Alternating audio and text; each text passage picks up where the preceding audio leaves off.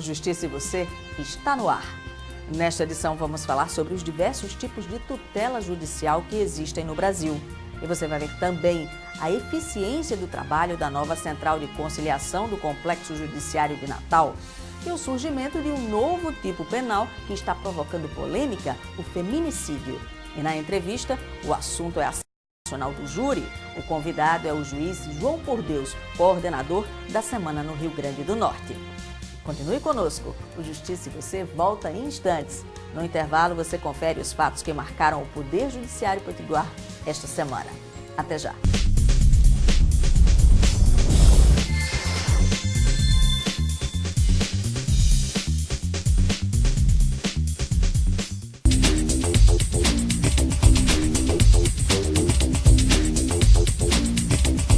O Foro da Comarca de Natal e o Instituto Brasileiro de Direito da Família firmaram parceria para disseminar estudos sobre a área de sucessões e direito da família.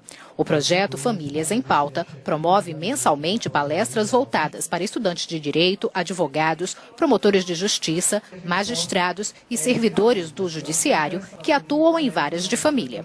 Na última quinta-feira do mês de março, o tema do encontro foi a usucapião familiar. É a possibilidade de um cônjuge ou companheiro usucapiar a ameação do outro cônjuge naquele bem que serve de residência para esse cônjuge e sua família, usucapiar a ameação do bem daquele que deixou lá e passou mais de 2 anos e não reclamou essa sua ameação desse bem.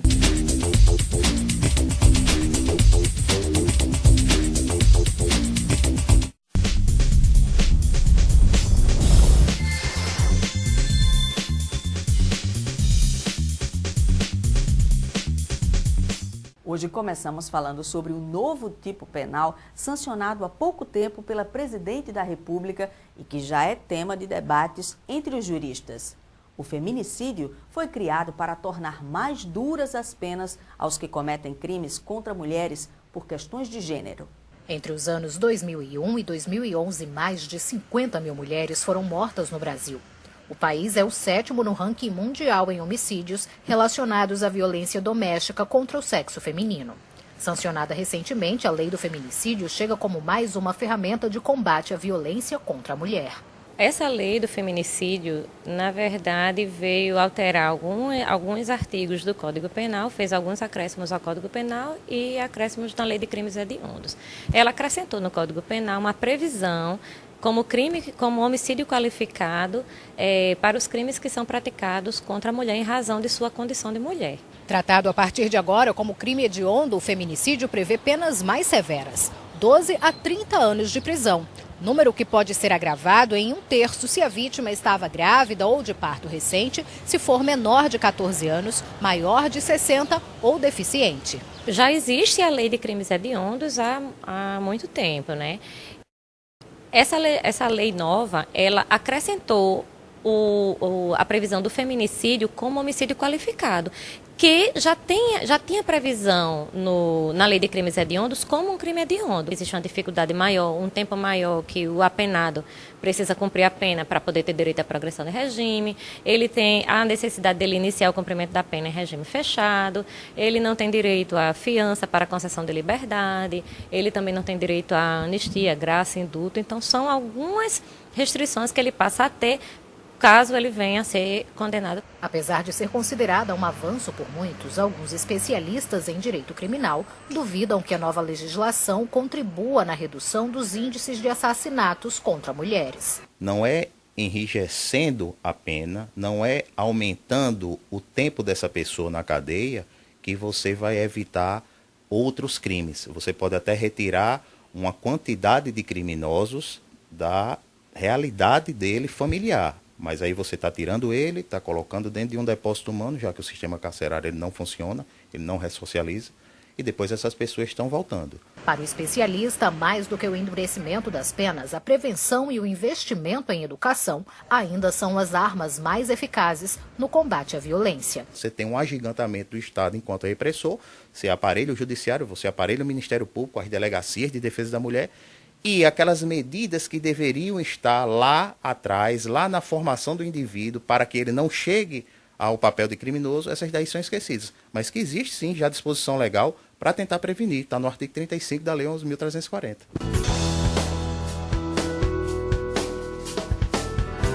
A adjudicação é um ato judicial que concede posse e propriedade de bens, móveis e imóveis a alguém. É também o ato ou efeito de adjudicar, que significa dar ou entregar por sentença, ou seja, declarar judicialmente que um bem ou uma parte dele pertence a alguém. É assegurar judicialmente a alguém a propriedade de bens que deveriam ser ou que efetivamente foram levados a leilão, nos casos em que esta formalidade não pode ser dispensada. O assunto agora é um termo recorrente na linguagem jurídica e que nem sempre é compreendido por todos. Os diversos tipos de tutela que existem no ordenamento jurídico brasileiro. No meio acadêmico, o assunto é amplamente estudado. Saber exatamente os recursos e critérios que cada ação exige é de grande importância para um profissional do direito. As tutelas judiciais são as ferramentas utilizadas para garantir ou antecipar uma decisão judicial.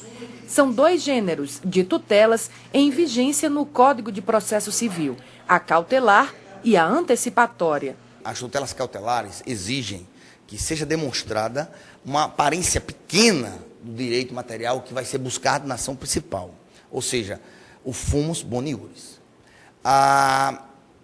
Enquanto isso, também se exige nas cautelares, que demonstre-se nas cautelares, que a demora do processo principal vai acarretar um problema, um dano irreversível ao direito material. Então, também o perigo imora, ou seja, o perigo da demora do processo principal. Já as antecipatórias, hoje vigentes, elas exigem os mesmos requisitos das cautelares, só que de maneira mais robusta.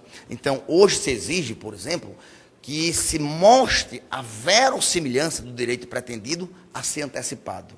E também se requer, obrigatoriamente, que demonstre ao julgador que aquele direito verossimilhante, robusto, corre risco de perecimento, o que é muito idêntico aos requisitos cautelares, hoje no nosso CPC. Para os magistrados, a demanda das tutelas antecipadas é bem maior. Cerca de 90% dos pedidos são formulados com base nos critérios antecipatórios. Um exemplo são os casos de consumidores inscritos indevidamente em órgãos de restrição ao crédito. A tutela antecipatória deviar a decisão judicial em retirar o nome dessa lista antes da finalização do processo. É um resultado antecipado do processo e essa análise se dá mediante uma prova pré-constituída, ou seja, o advogado tem que trazer prova aos autos de que o direito do cliente dele é tão bom que já se pode provar de plano, antecipadamente. Já a tutela cautelar tem como finalidade, na maioria dos casos, proteger pretensões de direito material, ações e exceções, quando os interesses estiverem reconhecidamente sob ameaça. Casos com tutela cautelar são comuns em divórcios, quando uma das partes alega perigo de extravio de bens durante a execução do processo, por exemplo. A medida cautelar visa promover o bloqueio dos bens. O novo Código de Processo Civil brasileiro, que entra em vigor no ano que vem, traz a unificação das tutelas cautelar e antecipada, independentemente, e constitui também as tutelas de urgência e da evidência. O que é exigido no novo CPC para o deferimento de uma tutela de urgência? Também a demonstração da plausibilidade do direito requerido, ou seja, requer-se que a parte que requer a tutela de urgência demonstre que há o direito a requerer e também demonstre que há um risco daquele direito requerido ser perecido, sofrer um dano irreparável. Agora, quanto às tutelas da evidência, aí a exigência é muito maior, porque o nome da tutela já indica, já direciona a exigência, o requisito. Tutela da evidência, ou seja, deve o requerente, a parte que requer essa tutela, demonstrar em forma documental a evidência do seu direito material, não necessitando mostrar que vai correr um risco do dano, mas sim a evidência. E, logicamente, além de mostrar a evidência, a plausibilidade, como diz a lei, deve mostrar que o réu está tentando protelar, ou seja, abusando do seu direito de defesa, ou que aquele direito que está sendo discutido de forma evidente, ele já foi pacificado, em uma decisão dos tribunais superiores, seja a súmula vinculante, seja decisões e recursos repetitivos, ou seja, é um direito inquestionável que eu só quero que se antecipe. O professor Fernando explica ainda que as tutelas só não são aplicáveis em casos contra a fazenda pública. Se a parte jurisdicionada requerer que se antecipe um direito material em desfavor da fazenda pública, essa lei federal veda. Ou seja, haverá só a obrigação do cumprimento do dever pela fazenda pública após o trânsito em julgado da sentença. Depois do intervalo, o trabalho realizado pela nova Central de Conciliação em Natal.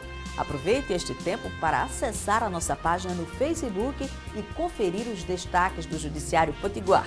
Compartilhe nossas postagens e deixe seus comentários. Opine sobre os temas da sua preferência. Justiça e você, volta já.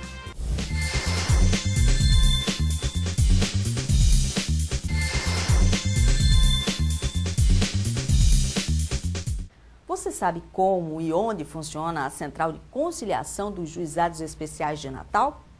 Criada junto com o novo complexo judiciário, a Central de Conciliação trouxe mais agilidade e eficiência ao trabalho pelo Judiciário Potiguar. Acompanhe. A Central de Conciliação dos Juizados Especiais da Comarca de Natal funciona de segunda a sexta-feira e recebe diariamente dezenas de audiências. A estrutura foi como forma de triagem das demandas que chegam, visando a solução dos casos na maior brevidade possível. Bom, a Central de Conciliação é uma inovação nacional, né? Nós pretendemos, com isso, retirar as audiências de conciliação das varas, concentrar em um local específico, adequado, próprio para a audiência de conciliação. Hoje, se vocês verificarem, é um local amplo, onde todos os advogados e partes se concentram, onde é possível observar o andamento de todas as audiências, o chamador eletrônico que vai ser instalado, né? E isso tudo traz para o advogado e para as partes uma tranquilidade de que a audiência vai correr dentro dos seus horários previstos. A estrutura física foi pensada para fornecer aos servidores e às partes maior conforto e agilidade na execução das audiências. Tendo em vista que o advogado, em um momento só, ele pode estar advogando em vários processos, tá certo? Facilita muito a sua locomoção, certo? E agilidade, tendo em vista que agora ele não vai precisar se deslocar para vários locais para prestar seus serviços, certo? Advogando em interesse de outro, visto que todos as unidades estão centralizadas em um único local. No nosso caso, a gente teve uma sensível melhora, primeiro em relação à estrutura que nos foi fornecida. A gente tem móveis padronizados, uma estrutura melhor, mais confortável, tudo climatizado, mas recebemos elogios diariamente do jurisdicionado, dos advogados que vêm aqui ao nosso atendimento. Então, assim, realmente ficou uma estrutura muito boa. E a gente pretende, com essa estrutura nova, prestar um melhor serviço à população. Para substituir os chamados pregões, a Coordenadoria dos Juizados Especiais pretende ampliar as melhorias na central. Futuramente deve ser instalado um painel eletrônico que vai dar mais agilidade às audiências. O painel eletrônico ele vai funcionar como uma forma da gente não precisar se deslocar até a sala de espera. Da própria sala de audiência, a gente vai chamar, vai aparecer no painel eletrônico o nome das partes, a audiência com efeito sonorozinho que vai chamar a atenção de quem estiver lá na sala de espera. De 13 a 17 de abril, o Poder Judiciário vai realizar a Semana Nacional do Júri de 2015. Serão 5 dias de intensa mobilização para julgar crimes de competência do Tribunal do Júri. Quem traz os detalhes é o convidado de hoje do Justiça e Você, o juiz João Por Deus. Doutor João, é um prazer tê-lo de volta. Prazer meu. O que está sendo programado para este ano? Bom, nós já recebemos informações das comarcas, né, do interior e da capital, processos que vão entrar na Semana Nacional do Júri, a segunda Semana Nacional do Júri. Ano passado nós tivemos a primeira. Então nós temos até hoje, a informação de 59 processos que foram colocados na pauta de julgamento da segunda Semana Nacional do Júri. Tem um período, né, desses processos? Prioritariamente, processo da meta ENASP, a chamada meta ENASP. O que é a ENASP? É uma estratégia nacional de Justiça e Segurança Pública, que reúne o Ministério da Justiça, o CNJ, pelo Poder Judiciário, e o CNMP, do Ministério Público, através de ações conjuntas, cada um na sua competência, para se dar impulso a esses processos de homicídio doloso, crimes contra a vida. Mas que chegaram ao Poder Judiciário até quando? A meta atual são processos que tiveram a denúncia recebida até 31 de dezembro de 2009. Denúncia recebida pelo Poder Judiciário? Pelo Poder Judiciário, isso. Aqui no Rio Grande do Norte serão 59 processos. Esse número é considerado pequeno? Não, à primeira vista sim, mas nós temos um acervo da meta ENASP, no total, 220 processos ainda que faltam ser julgados.